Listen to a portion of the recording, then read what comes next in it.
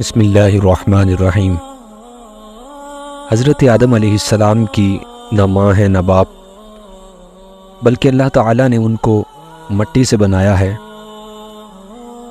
ایک روایت میں ہے کہ جب خداوند قدوس عز و جل نے آپ کو پیدا کرنے کا ارادہ فرمایا تو حضرت عزرائیل علیہ السلام کو حکم دیا کہ زمین سے ایک مٹھی مٹی لائیں۔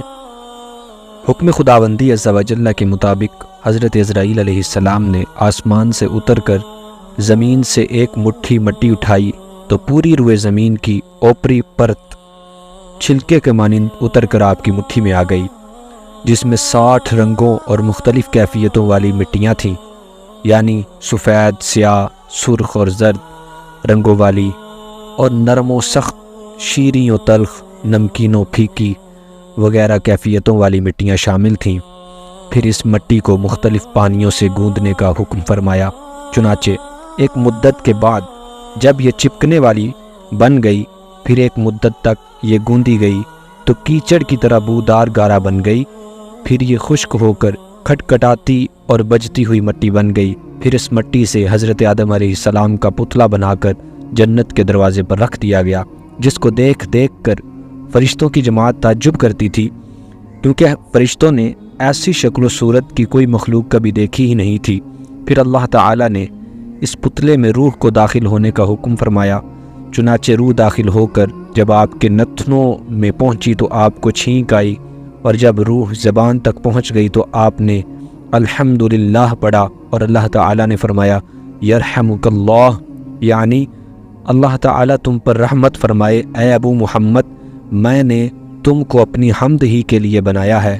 پھر رفتہ رفتہ پورے بدن میں روح پہنچ گئی اور آپ زندہ ہو کر اٹھ کھڑے ہوئے۔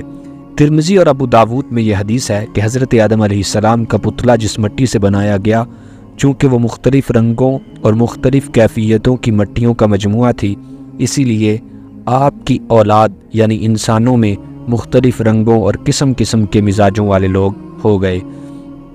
حضرت آدم علیہ السلام کی کنیت ابو محمد یا ابو البشر ہے، اور آپ کا لقب خلیفۃ اللہ ہے، اور آپ سب سے پہلے اللہ تعالیٰ کے نبی ہیں۔